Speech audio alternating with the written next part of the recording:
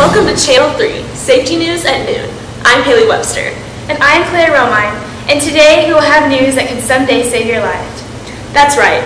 Researchers and developers have been working hard to make cars safer. To help explain how this will be done, we will go to Sydney Tallent, who knows how the safety features are being modified and why. Sydney? Well, Claire, I think it's quite obvious why these safety features are being modified.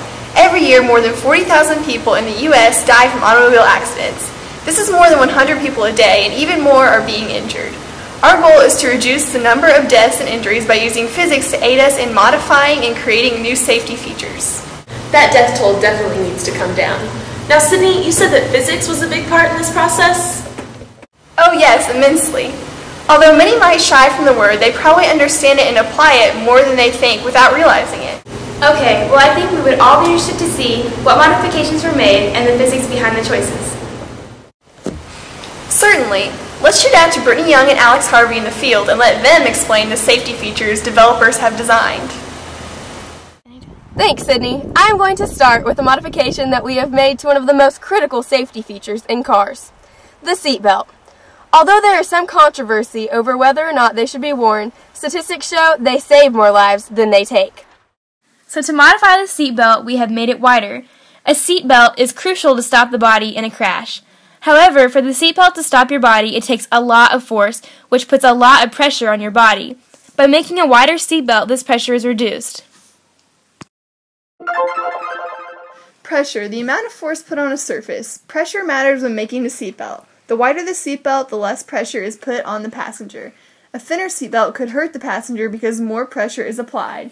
The equation for pressure is force over area. Inertia, the tendency of an object to continue in the same speed and direction. We rely on seatbelts to stop the inertia of passengers and keep them from flying from the car. Newton's first law, an object will keep traveling in the same speed and direction until something stops it. The car is stopped by the crash, but the body keeps going until stopped by the seatbelt.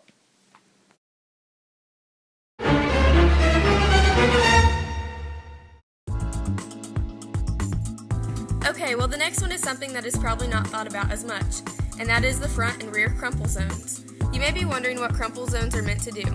Their purpose is to increase the amount of time it takes for a vehicle to come to a complete stop. In the event of a crash, this increased time may seem minor, but it makes a huge difference. By increasing the stopping distance, the force is decreased. A headrest is absolutely necessary to protect against whiplash.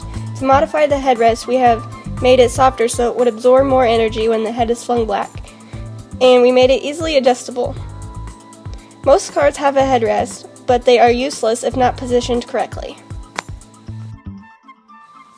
We also made sure to include airbags in our prototype. An airbag creates a larger stopping distance, creating less force put on your body.